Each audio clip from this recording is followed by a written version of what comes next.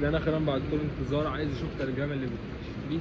عندنا بتشتي تلج اهي، تلج اهو. بس عايز اشوف تلجايه، لقيت فين بقى؟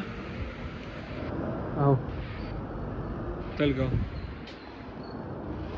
في تلج كتير بس مفيش حاجه بتلزق في الارض، مفيش حاجه بتبان على الارض. انا ماشي الارض كلها مفيش ولا تلجايه، كله بينزل يسيح بسرعه. بس انا الحمد لله عن نفسي شفت التلج الحمد لله.